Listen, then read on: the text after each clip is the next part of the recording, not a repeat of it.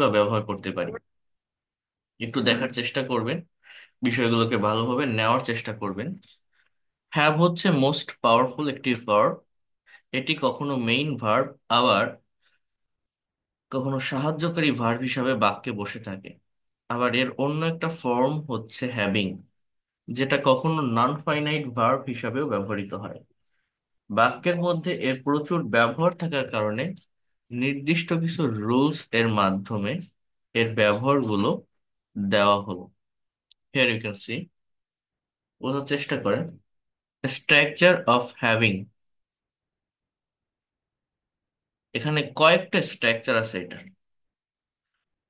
প্রথমত বলছে having plus ভি3 প্লাস এনি টেন্স, অর্থাৎ হ্যাভিং প্লাস ভার্বের পাস্ট পার্টিসিপল, এটাকে মূলত পারফেক্ট পার্টিসিপল বলা হয়। নন ফাইনাইট ভার্বের একটা পার্ট, একটা ক্লাসিফিকেশন। এটা একটা ফ্রেজাল ওয়ার্ডস থাকবে, এরপরে যে কোনো একটা ক্লজ বসানো যাবে বা using any kinds of structure of tense.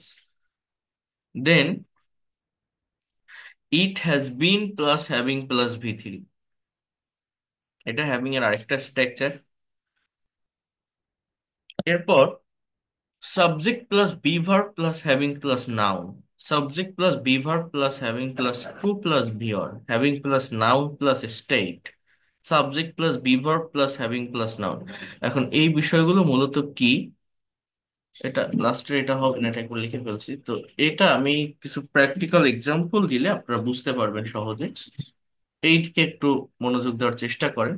আমি এখানে বাংলা দেইনি এই কারণে যে এই বাংলাগুলো আপনাকে নেওয়ার চেষ্টা করতে হবে, আপনাকে লিখতে হবে। হ্যাভিং প্লাস ভি3 প্লাস এনি টেন্স, কি বলছে দেখেন। হ্যাভিং সিন ইউ, অর্থাৎ তোমাকে দেখেই, হিয়ার এখানে, that is extension. Having seen you here, তোমাকে এখানে দেখেই, আই এম সো হ্যাপি, আমি খুবই খুশি। কি বললো? হ্যাভিং সিন ইউ হিয়ার, তোমাকে এখানে দেখেই, I am so happy. Having watched the news, খবরটা দেখেই, আই ওয়াজ শকড, আমি ব্যথা পেয়েছিলাম, আমি শক হয়েছিলাম। হ্যাভিং সিন মি, অর্থাৎ আমাকে দেখেই, দ্য কিডস র্যান অ্যাওয়ে, বাচ্চারা দৌড়ে পালালো। হ্যাভিং ক্লিনড মাই রুম, আমার রুমটা পরিষ্কার করেই, আই উইল কল ইউ, আমি তোমাকে কল করব। অর্থাৎ হ্যাভিং প্লাস ভি3 মানে কি তাহলে এই জায়গাটাতে? কোনো একটা কাজ করেই আরেকটা কাজ সম্পাদন করা, কোনো একটা কাজ করেই আরেকটা কাজ সম্পাদন করা। তাহলে আমি যদি বলি ফুটবল খেলেই আমি গোসল করব, কি হবে? Having played football, I will take my bath, I will take my shower. So এইভাবে এই কথাগুলো আমাদের একটু প্র্যাকটিস করার চেষ্টা করতে হবে। কি বললাম? একটা কাজ করেই আরেকটা কাজ সম্পাদন করা। এরপর বলছে it has been plus having plus ভি3, এটা কেমন? প্রথমত it has been a long time, এটা হচ্ছে আমাদের মেইন পার্ট সেন্টেন্সের ক্লজ।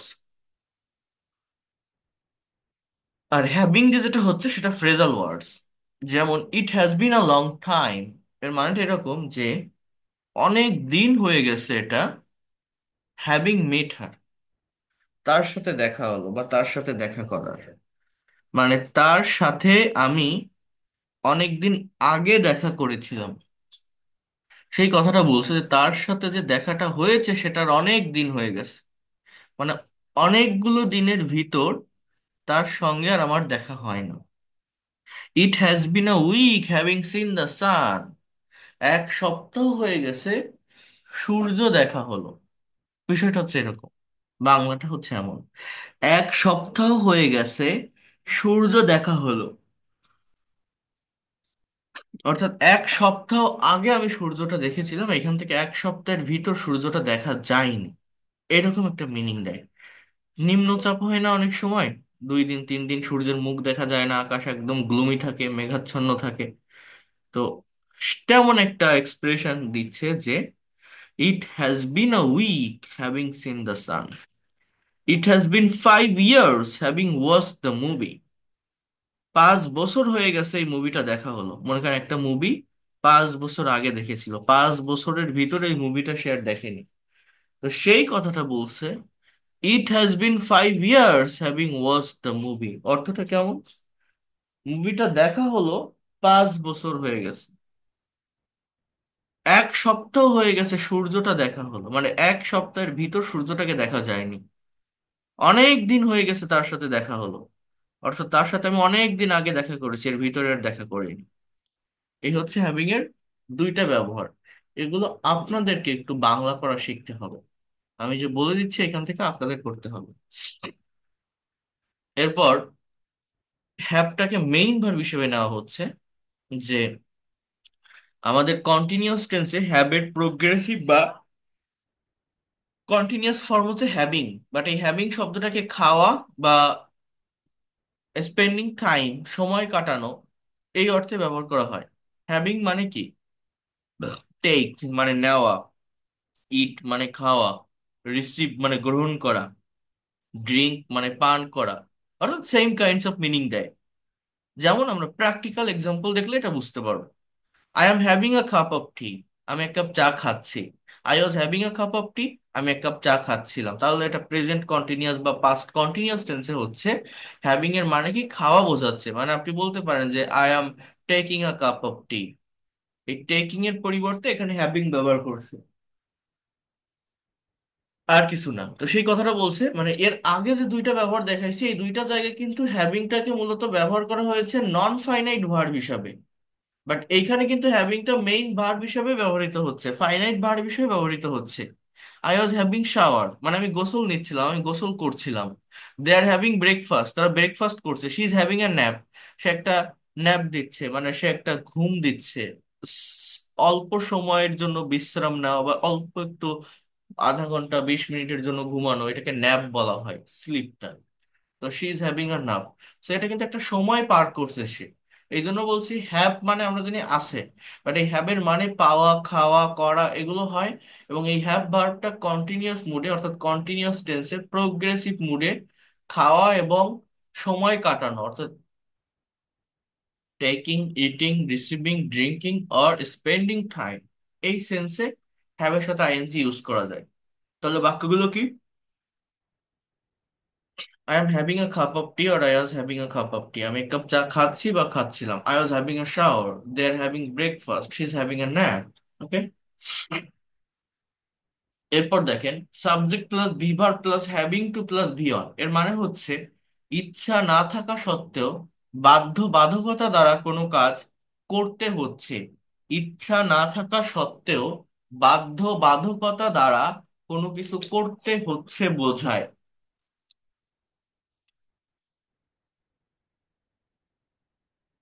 কেমন সেটা? আমরা বলি না, সেমি মডাল অক্সিলারি ভার্বে I am to do the work, মানে হচ্ছে আমার কাজটা করতে হয়। I was to do the work, আমি এগুলো এখন দেখাবো, আমার কাজটা করতে হতো। I have to do the work, আমাকে কাজটা করতে হবে। I had to do the work, আমাকে কাজটা করতে হয়েছিল। বাট এখানে কি আছে?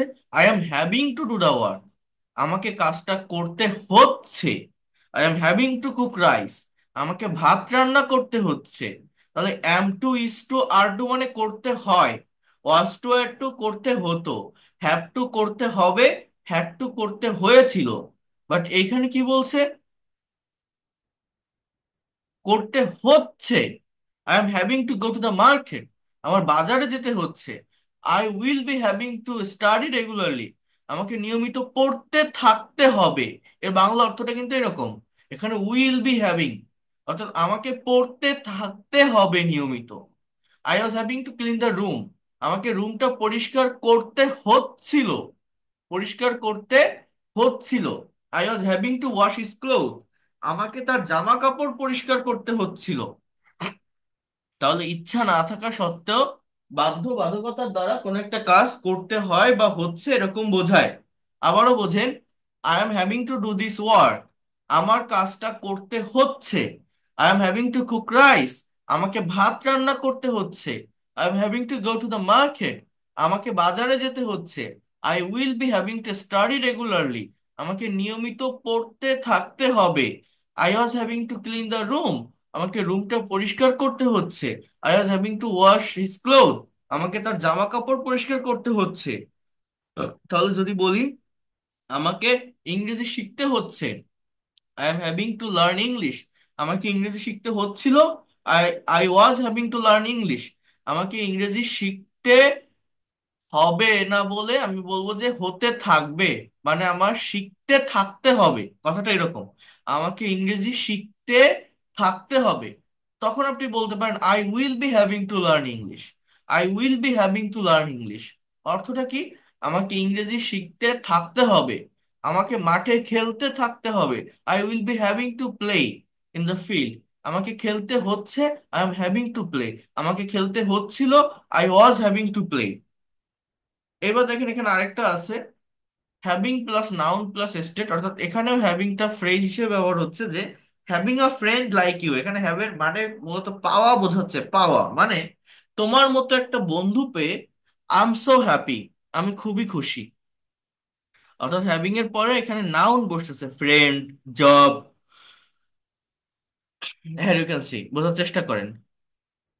Having a job like this, এমন একটা চাকরি পেয়ে my life has been changed, আমার জীবনটা পরিবর্তন হয়ে গেছে। অর্থাৎ পরে আমার একটা ক্লজ আছে, তাই না? I was very excited having her, তাহলে এখানে আমার প্রোনাউন বসছে যে আমি খুবই উৎফুল্ল, খুবই খুশি তাকে পেয়ে। হ্যাভিং হার মানে তাকে পেয়ে, ইন মাই প্রজেক্ট, আমার প্রজেক্টে। তাহলে বাক্যগুলো কেমন? Having a friend like you, তোমার মতো একজন বন্ধু পেয়ে আই এম সো হ্যাপি, আমি খুবই খুশি। Having a job like this, এমন একটা চাকরি পেয়ে my life has been changed, আমার জীবনটা পরিবর্তন হয়ে গেছে। My life has been changed. I was very excited having her in my project, আমি খুবই এক্সাইটেড ছিলাম তাকে আমার প্রজেক্টে পেয়ে।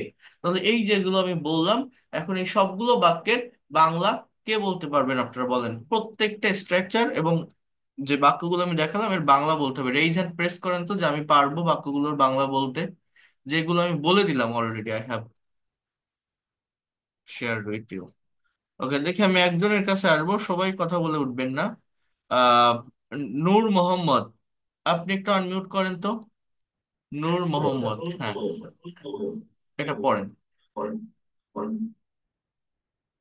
Having seen you here, happy. এই দেখে আমি সুখী। ভালো করে বলতে Having হবে। watched the news, ভা- I was proud. তোমাকে দেখে আমি তো সুখী, দেখে আমি এরকম না। না, এরকম না। সালমা আক্তার, দেখি আপনি বলেন তো। সালমা আক্তার, এটা কি হবে?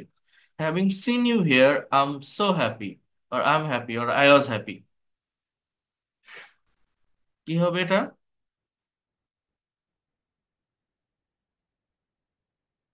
আব্দুর রহিম, এটা কি হবে বলেন তো, আনমিউট করেন তো। আব্দুর রহিম।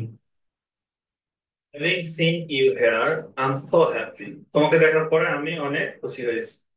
তারপর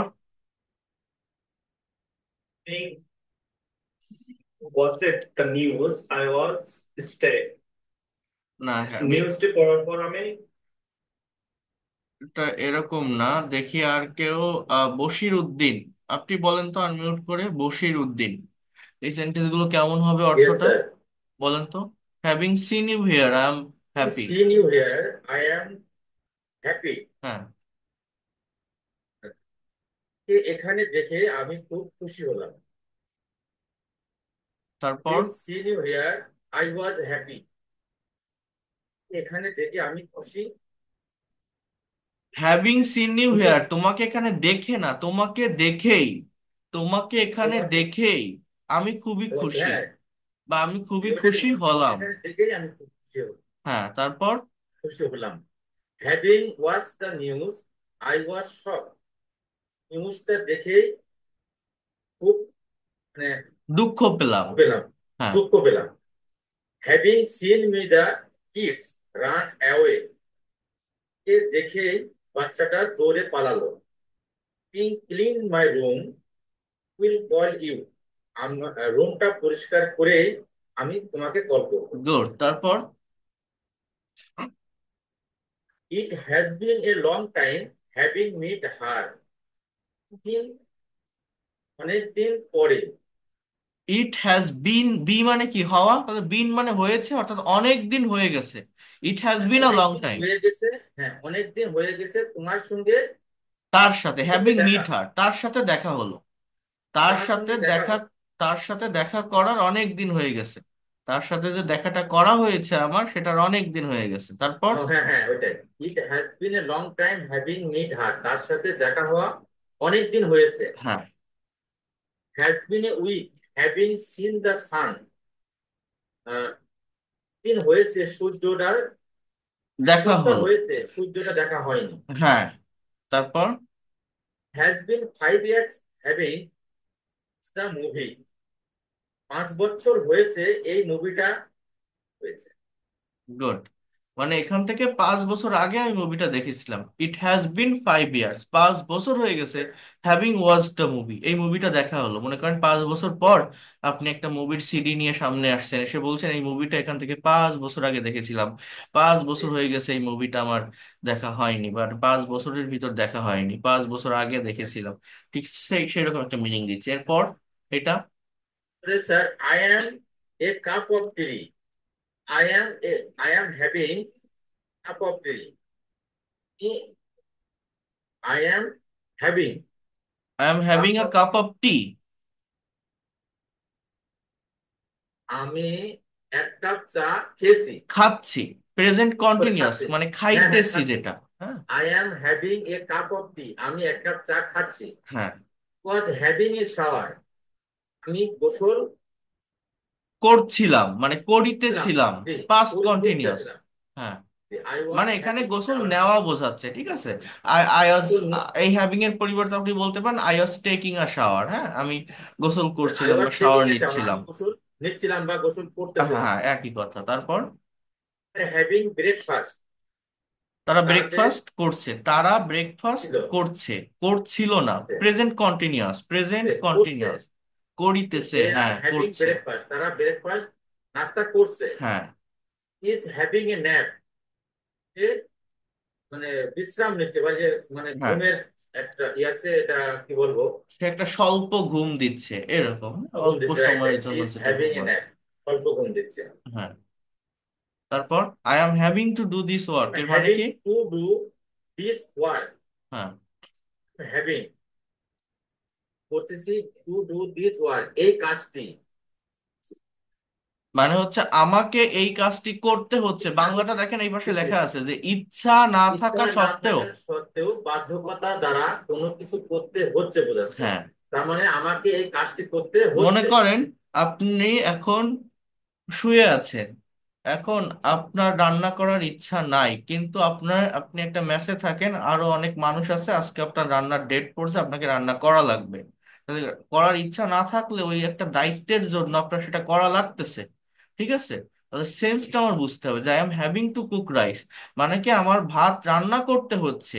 এই কথাটা আমি কখন বলছি যে আমাকে ভাত রান্না করতে হচ্ছে? যখন আমার রান্না করার কোনো ইচ্ছা ইচ্ছা নাই, নাই, তারপরেও করা লাগতেছে, তখন আমি এই কথাটা বলছি যে আমার এখন আই অ্যাম ভাত রান্না হ্যাভিং করতে হচ্ছে।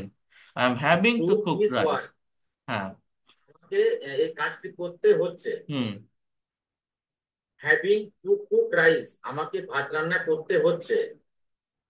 Having to go to the market, আমাকে বাজারে যেতে হচ্ছে। Hmm, will be having a study regularly, আমাকে পড়তে থাকতে হবে, করতে হচ্ছে। পড়তে থাকতে হবে, বাংলাটা আই এমন। উইল বি, সরি, হ্যাঁ, I will be having to study regularly, আমাকে করতে থাকতে হবে। হ্যাঁ, মানে ইজ পড়াটা হ্যাভিং, কন্টিনিউয়াসলি চালিয়ে যেতে হবে, বাট এই চালিয়ে যাওয়াটা আমার কিন্তু মনের ইচ্ছার বিরুদ্ধে হচ্ছে। বিষয়টা কিন্তু এমন। এই যে I will be having to study, এটা কখন ব্যবহার করছি? মনে করেন একজন আমাকে পড়তে বাধ্য করছে, আমাকে ফোর্স করছে, এবং আমার পড়তেই থাকা লাগবে। এখন ওই পড়াটা কিন্তু আমার নিজের ইচ্ছায় না। এই হ্যাভিং যে যখন কথাটা বলছি, এর মানে হচ্ছে ওই পড়াটা আমাকে কেউ একজন জোর করছে, ঠিক আছে। তাহলে I will be having a study regularly, আমাকে পড়তে থাকতে হবে, হচ্ছে। পড়তে হ্যাঁ, থাকতে পড়তে হবে। আমি থাকতে, যদি বলি I will be having to learn English, আমাকে ইংরেজি শিখতে থাকতে হবে, ইংরেজি শিখতে থাকতে হবে। বিষয়টা হচ্ছে হবে। এমন। তারপর, was having clean the room, রুমটি পরিষ্কার করতে ছিল। হচ্ছিল। হুম, তারপর was having to wash his cloth, তে কাপড় চোপড় গুলা পরিষ্কার করতে। হচ্ছিল, তারপর এটা having a friend like you I am so happy, মতো একজন বন্ধুকে আমি খুব খুশি, এখানে দোয়াই আছে বাংলাটা, মানে এটাই বোঝাচ্ছে having a friend like you, মানে তোমার মতন বন্ধু। তাহলে আই এখানে এম সো হ্যাভিং হ্যাপি। এর মানে কিন্তু পাওয়া বোঝাচ্ছে, ঠিক আছে? মানে কি পাওয়া, হ্যাভিং মানে কি পাওয়া। Having a friend like you মানে কি, লাইক ইউ মানে তোমার তোমার মতো মতো। বন্ধু পেয়ে, হ্যাঁ। তোমার মতো একজন বন্ধু পেয়ে সো হ্যাপি, আমি খুব খুশি। হুম, তারপর being a job like this hmm, life has been change, আমার চাকরিটা পেয়ে। মানে এমন একটা চাকরি পেয়ে, having a job, a job মানে একটা চাকরি, লাইক দিস মানে এমন একটা, ঠিক আছে? Having a job like this মানে কি, এমন একটা চাকরি পেয়ে। একটা চাকরি পেয়ে my life has been change, হ্যাঁ, জীবনটা লাইফটা, পরিবর্তন হয়েছে। জীবনটা পরিবর্তন হয়েছে। হয়েছে, তারপর ওয়াজ ভেরি এক্সাইটেড, খুবই আনন্দিত বা ই বোঝাচ্ছি। Having her, R in her মাই মানে কি প্রজেক্ট, তাকে পেয়ে। তাকে, হার মানে কি তাকে, তাহলে তাকে পেয়ে I was very excited having her. আমি তাকে পেয়ে, I was very excited having her in my project, তাকে পেয়ে আমার প্রজেক্টে, হ্যাঁ, আমার প্রজেক্টে আমি তাকে পেয়ে খুব আনন্দিত। খুবই আনন্দিত বা খুবই খুশি, তাই না? Good. তাহলে কি অন্যরা বুঝতে পারছেন সবাই সেন্টেন্স গুলো কেমন হবে? ক্লিয়ার হলো একটু? আচ্ছা, তাহলে আশা করি এই হ্যাভিং এর ব্যবহার এরপর আমরা যেখানে দেখব কোনো প্যাসেজে, কোনো রাইটিং টাস্কে টাস্কে বা আমাদের যখন এটাকে ব্যবহার করতে হবে, আমরা এটার সেন্সটা বুঝবো বা ব্যবহার করতে পারবো, ঠিক আছে? এটা আমাদেরকে একটু প্র্যাকটিস করতে হবে। আমি রেকর্ড ক্লাস পিডিএফ ফাইল দিলে আপনারা সেটা করে ফেলবেন। আমি এখন থেকে আপনাদের প্রচুর টাস্ক দিব, আমি আবারও বলছি, আজকের ক্লাসের পরেই কনভারসেশন গ্রুপ আমি করে দিব, দিলে সেখানে আপনাদের এই টাস্ক গুলো কমপ্লিট করতে হবে। আহ, আমি প্রচুর টাস্ক দিতে থাকবো, আর আমরা যতটুকু পড়বো ততটুকুই যাতে করে নিতে পারি, শুধু পড়ে চলে গেলে হবে না, সেভাবে আমাদের ডেভেলপ করতে হবে। আমরা প্রতিদিন করব, একটু একটু করে করবো, অর্থাৎ প্র্যাকটিসের ভিতর থাকতে হবে, বাট একবারে খুব বেশি না। এটা আমাদেরকে মাথায় রাখতে হবে, তাহলেই জায়গাগুলোকে আমরা ডেভেলপ করতে পারবো। এরপর আরেকটা গুরুত্বপূর্ণ ভার্ব হচ্ছে লেটের ব্যবহার। এটাকেও আমরা অনেকেই ব্যবহার করতে পারি না। আগে এই ব্যবহারগুলো যদি ভালোভাবে জেনে যান, তাহলে পরবর্তীতে আমাদের যে মেইন যে টাস্ক গুলো থাকবে, অর্থাৎ টেন্স রিলেটেড, ভয়েস রিলেটেড যে কোনো কিছু করাটা সহজ হয়ে যাবে। কারণ তখন এই ধরনের জটিল ভার্বগুলো সামনে আসবে না। এই যে হ্যাভিং এর কতগুলো মিনিং থাকে, এরপরে গেটের অনেকগুলো মিনিং থাকে, এই যে লেট ভার্বের কিছু ব্যবহার আছে, যেমন দেখেন, লেট হচ্ছে একটি গুরুত্বপূর্ণ ভার্ব। এর বিভিন্ন ধরনের ব্যবহার এবং ফর্মের সাদৃশ্যতা থাকার জন্য স্টুডেন্টরা এটি ব্যবহার করতে গেলে সমস্যায় পড়ে থাকে। এই আলোচনাটি থেকে এর সমস্ত ব্যবহারগুলো সমাধান হবে, যার অর্থ হলো কোনো কিছুতে অনুমতি দেওয়া। যেমন V1, V2, V3, V4, V5, মানে লেট, এটা তো একটা ভার্ব। তো এই ভার্বের কিন্তু প্রথম যে তিনটা ফর্ম, তিনটা ফর্মে কিন্তু সেম, অর্থাৎ লেট, লেট, লেট। লেট ভার্বের তিনটা ফর্মই let, let, let. Then lets, এটা কি, এটা হচ্ছে প্রেজেন্ট ইনডিফিনিট টেন্সে subject third person singular number হলে লেটস হয়। আর একটা হচ্ছে লেটিং, এটা হচ্ছে কন্টিনিউয়াস টেন্সে যদি আমি এটাকে ইউজ করি, তাহলে আমার লেটিং হতে পারে। বিষয়টা হচ্ছে এরকম, কন্টিনিউয়াস টেন্সে আমি যদি এটাকে ইউজ ব্যবহার করি। তো দেখেন, লেট যখন মেইন ভার্ব হিসেবে বসে, যেমন এটা মূলত লেট এর বাংলা অর্থটা হচ্ছে কাউকে কোনো কিছুতে অনুমতি দেওয়া। মানে বিষয়টা ভালোভাবে বোঝেন, একটা কাজে আপনি কাউকে অনুমতি দিবেন, মানে লেট মানে অনুমতি দেওয়া। তার মানে কি, একটা মানুষকে আরেকটা কাজ করতে বলা। কি বললাম, আমার কথাটা বোঝেন? একটা মানুষকে আরেকটা কাজ করতে বলা, কাউকে অনুমতি দেওয়া মানে কি বললাম, একটা মানুষকে আরেকটা কাজ করতে বলা। যেমন I let him play football, এর মানে হচ্ছে আমি তাকে ফুটবল খেলতে দেই, মানে আমি তাকে ফুটবল খেলার অনুমতি দেই। এগুলোকে পজিটিভ ভার্ব বলে, লেট, গেট, হ্যাভ, হেল্প, হ্যাঁ, মেক, এগুলোকে কজেটিভ ভার্ব বলে। অর্থাৎ সাবজেক্ট অ্যাক্টিভ থাকবে, অনেকে আবার প্যাসিভ ভাবে, বাট প্যাসিভ না, কিন্তু অ্যাক্টিভ। সাবজেক্ট অ্যাক্টিভ থাকে, বাট সে নিজে কাজ না করে অন্যকে দিয়ে একটা কাজ করায়। কি বললাম? সাবজেক্ট অ্যাক্টিভ থাকবে এবং সাবজেক্ট নিজে কাজ না করে অন্যকে দিয়ে কাজটা করাবে, এবং এখানে লেট মেইন ভার্ব হিসেবে ব্যবহৃত হবে। এরপরে অবজেক্ট থাকবে, মানে যাকে দিয়ে কাজটা করানো হবে সে থাকবে, বাট সে যে কাজটা করবে সেই কাজটা আবার থাকবে, অর্থাৎ আরো একটা ভার্ব থাকবে আমার অবজেক্টের পরে। কি বললাম? I let him play football, মানে আমি তাকে ফুটবল খেলতে দেই, মানে সে আমার অনুমতি ব্যতীত ফুটবল খেলতে পারে না। তার মানে কি দাঁড়াচ্ছে, যে আমি তাকে ফুটবল খেলার অনুমতি দিই। বিষয়টা হচ্ছে এরকম, I let him play football, I let him eat rice, আমি তাকে ভাত খেতে দেই। আমরা এই ধরনের কথা বলি না, যে আমি তাকে ভাত খেতে দেই। I let him eat rice, I let him go, আমি তাকে যেতে দেই, আমি তাকে যেতে দেই। I let him write a letter, আমি তাকে চিঠি লিখতে দেই, আমি তাকে চিঠি লিখতে দেই। তার মানে আমি তাকে চিঠি লেখার একটা অনুমতি দেই। I let him write a letter. Letting এর ব্যবহার, letting subject plus be verb plus letting plus object plus be one. I am letting him play, আমি তাকে খেলতে দিচ্ছি, মানে এখানে আমার লেটটা প্রেজেন্ট কন্টিনিউয়াস টেন্সে ব্যবহৃত হচ্ছে, কোন একটা কাজ চলমান বোঝাচ্ছে। I am letting him eat rice, আমি তাকে ভাত খেতে দিচ্ছি। এইগুলো মানে হচ্ছে আমি তাকে এটা করতে দেই, আমি খেলতে দেই, খেতে দেই, যেতে দেই, লিখতে দেই। আর এটা হচ্ছে দিচ্ছি, মানে দিতেছি, অর্থাৎ কন্টিনিউয়াসলি চলছে।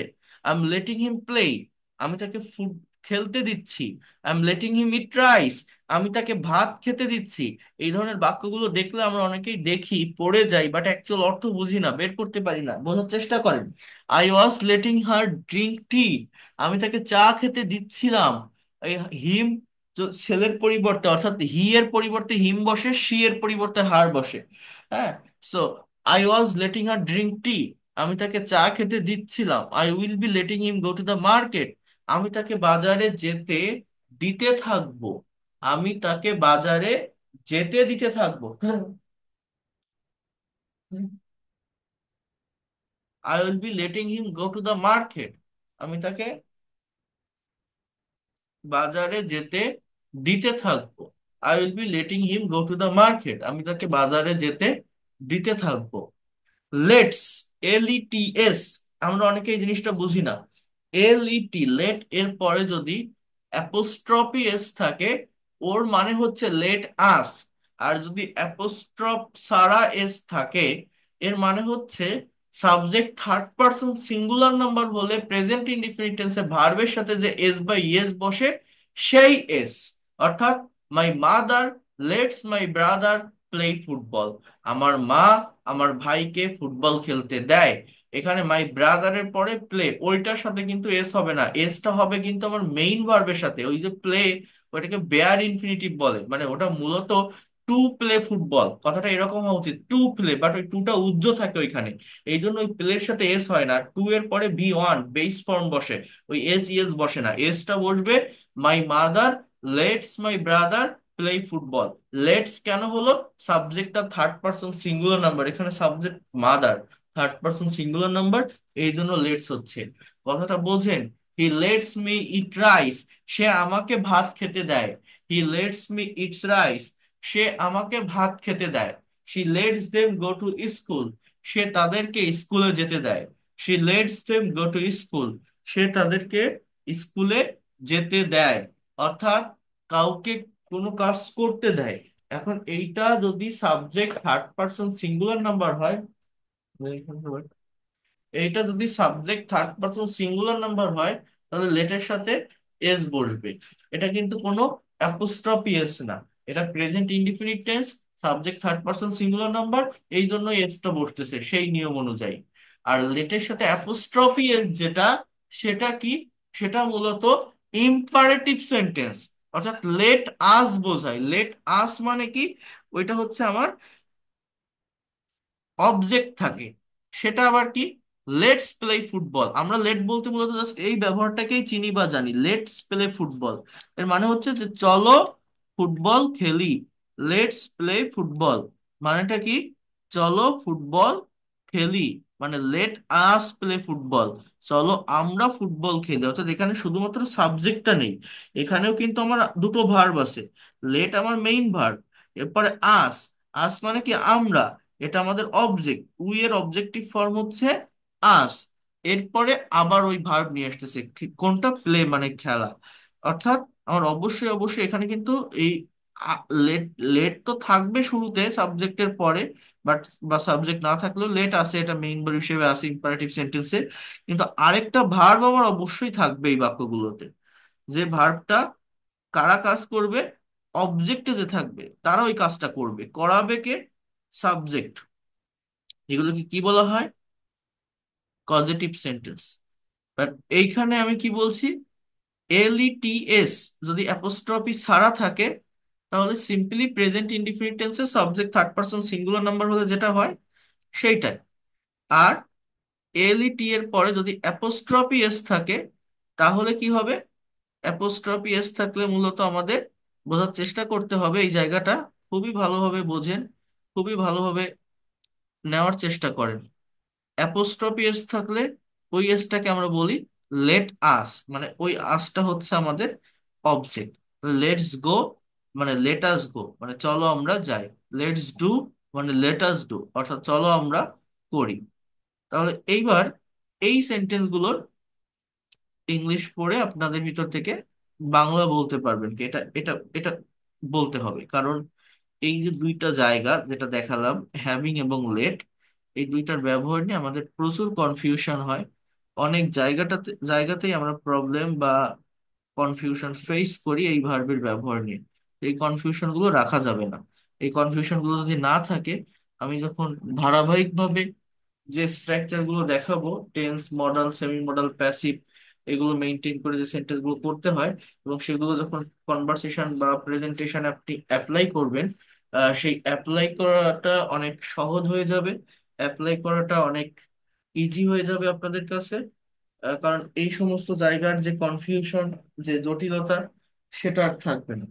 এই জন্য বলছি এগুলোকে আগে আমরা ক্লিয়ার করব, আগে আমরা এগুলোকে ভালোভাবে দেখব, নেওয়ার চেষ্টা করব। আজকের ক্লাসটা লিঙ্ক দিতে যেহেতু লেট হয়ে গেছে, আজকে আবার ফার্স্ট রোজা ছিল, সবার অনেক টায়ার্ড লাগছে, অনেকে আমাকে মেসেজ হোয়াটসঅ্যাপে লিখে দিয়েছে ইনবক্সে।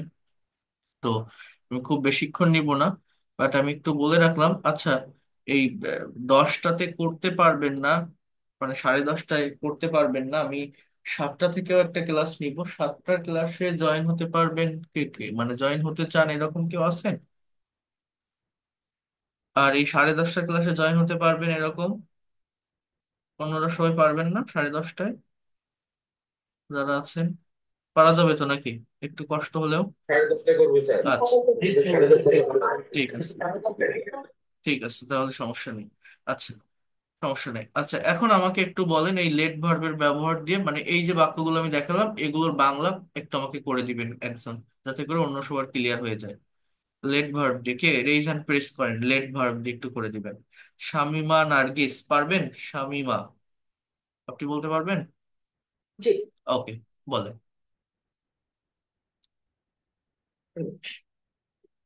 Let him play football. হুম।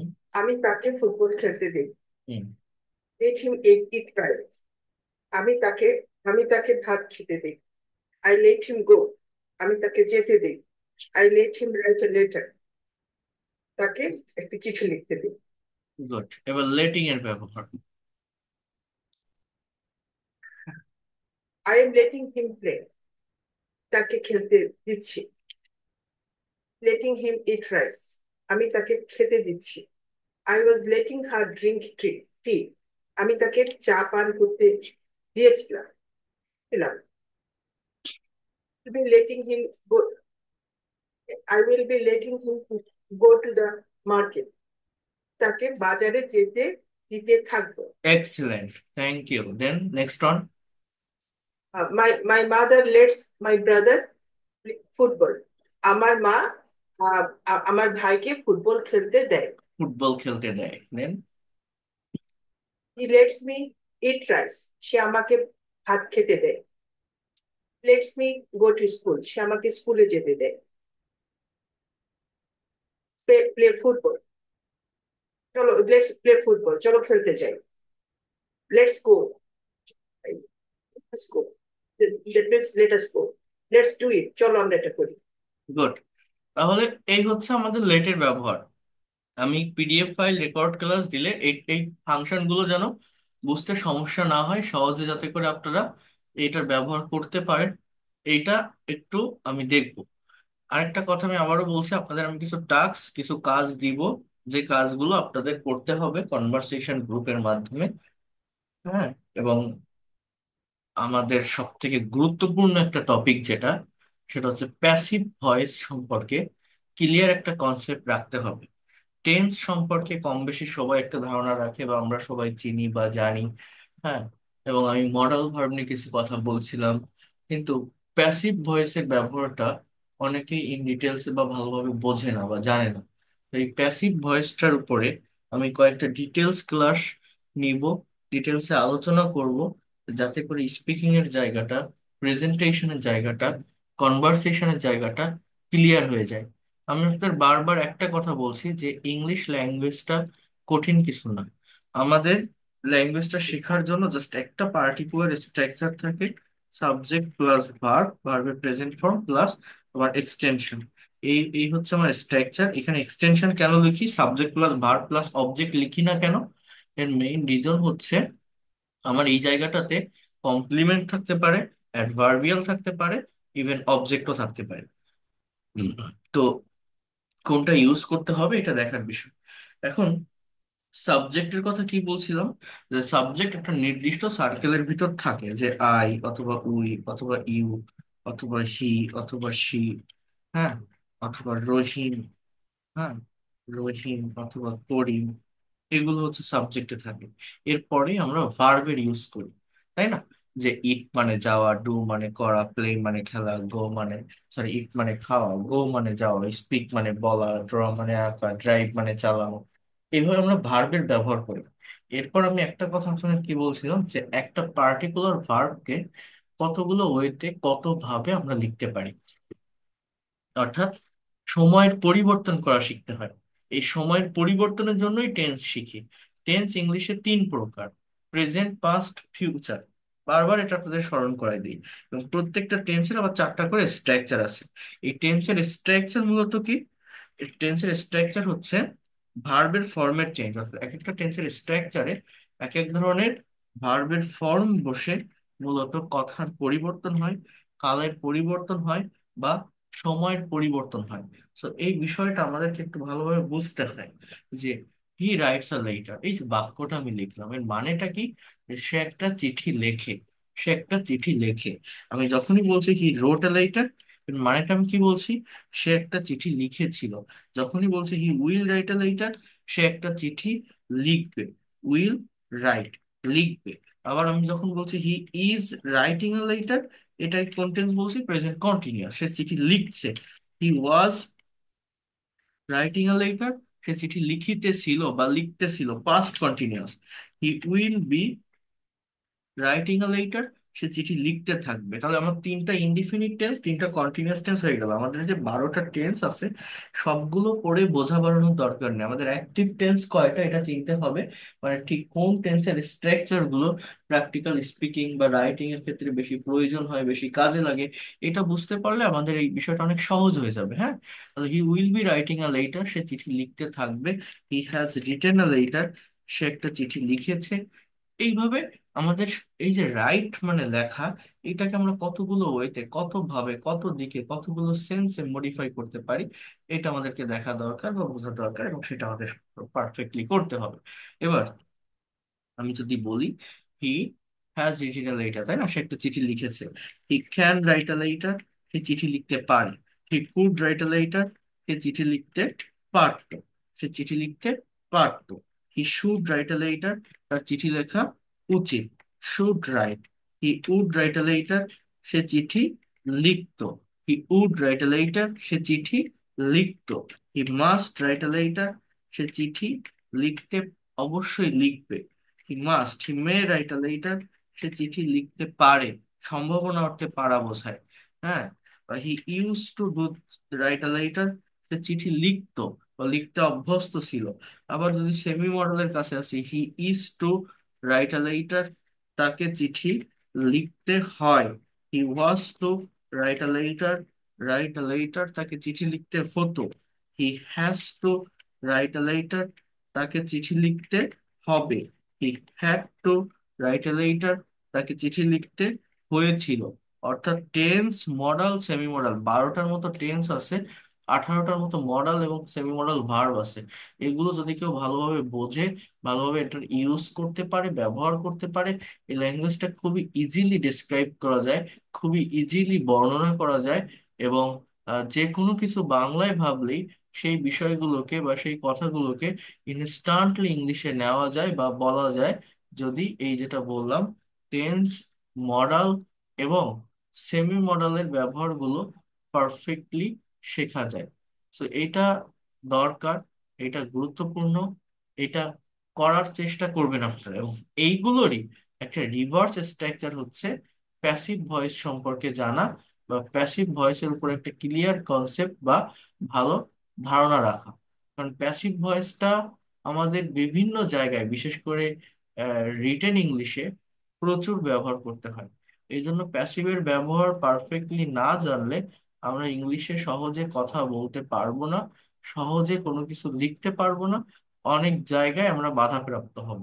আর এই যে আজকে হ্যাভিং এবং লেটের ভার্ব ব্যবহার দেখালাম, এগুলোর পাশাপাশি আমাদের এই জায়গাটাও চর্চা করে যেতে হবে।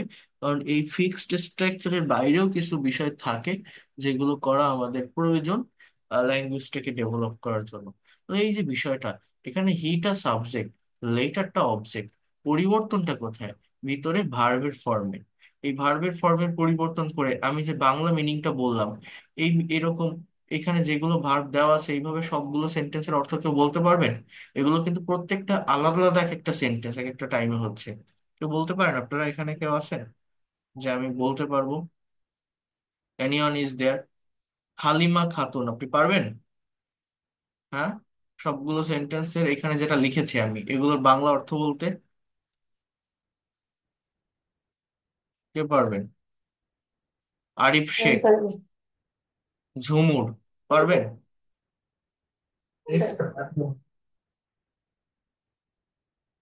ঝুমুর, বলেন তো দেখি, বলেন তো দেখি কেমন পারেন। He writes a letter. সে চিঠি লেখে। Wrote a letter. সে চিঠি লিখতো। He will write a letter.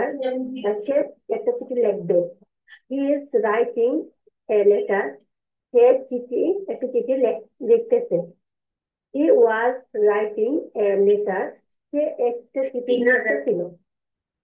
He will be writing a letter. সে একটা চিঠি লিখতে পারবে। He has written a letter.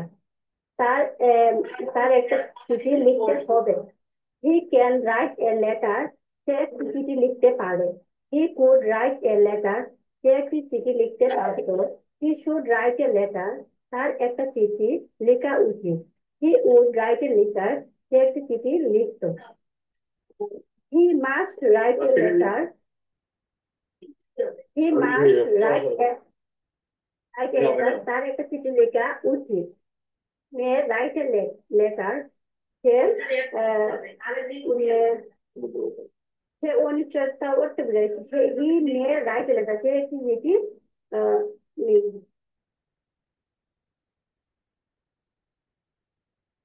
He use to write a letter. সে একটা চিঠি লিখতে অভ্যস্ত ছিল।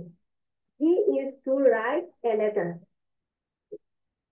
সে হি ইজ টু, তার একটি চিঠি লিখতে হয়।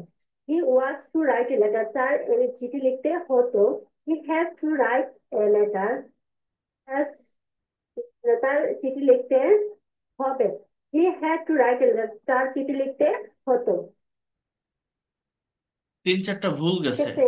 হি হ্যাড টু মানে তাকে হয়েছিল, হি রোট মানে সে লিখেছিল, আপনি বলছেন লিখতো। হি হ্যাজ রিটেন মানে তাকে লিখতে সে লিখেছে, সে লিখেছে, আপনি বলছেন লিখতে হবে, এরকম বলে ফেলছেন।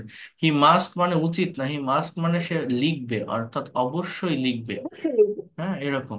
তো এই ধরনের বিষয়গুলোকে একটু ক্লিয়ার করতে হবে, ফাংশন গুলোকে।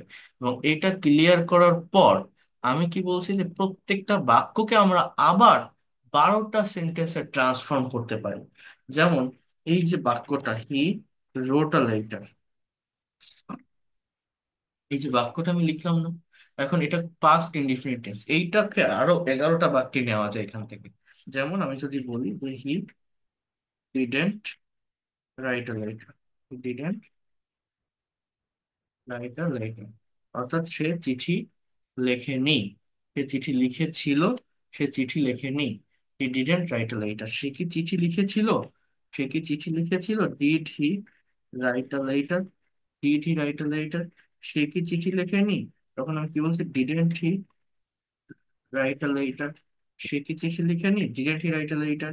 এবার এই যে দুটো কোশ্চেন, এই দুইটা কোশ্চেনে আপনি আবার ডাবল ইংলিশ ওয়ার্ড অ্যাড করেন, যে হয়ার, অথবা হোয়েন, অথবা হাউ, অথবা হোয়াই, অথবা আপনার যে ডাবল ইউএস ওয়ার্ড প্রয়োজন সেইভাবে আপনি এটাকে কিন্তু ব্যবহার করতে পারেন। করার পর আপনি কি করবেন, এই ইন্টারোগেটিভ বা নেগেটিভ ইন্টারোগেটিভ সেন্টেন্স গুলো আপনি লেখেন। যেমন আপনি যদি বলেন যে where did he write a letter, সে কোথায় চিঠি লিখেছিল। When did he write a letter, সে কখন চিঠি লিখেছিল। How did he write a letter, সে কিভাবে চিঠি লিখেছিল। Why did he write a letter, সে কেন চিঠি লিখেছিল, বলা যায় না। আবার এই নেগেটিভ ইন্টারোগেটিভটাকে নিয়ে আসেন এইখানে। আপনি বলেন যে where didn't he write a letter, সে কোথায় চিঠি লেখেনি।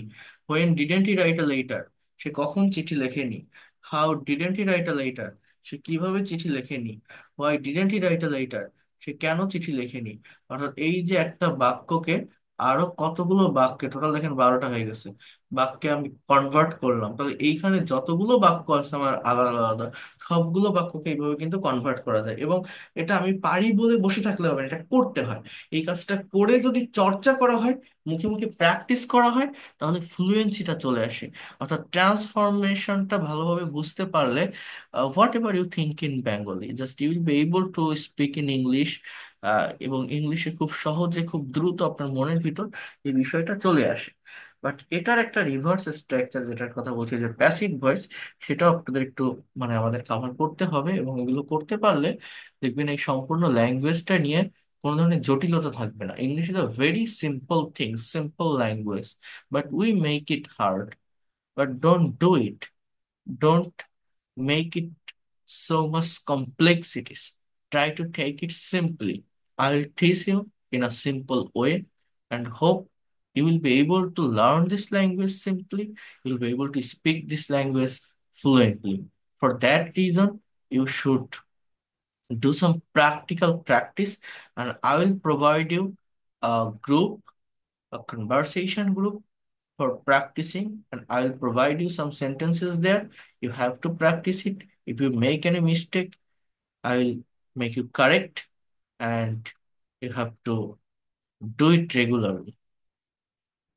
আমি এটা রেকর্ড পিডিএফ ফাইলও পাঠিয়ে দিব দ্রুত।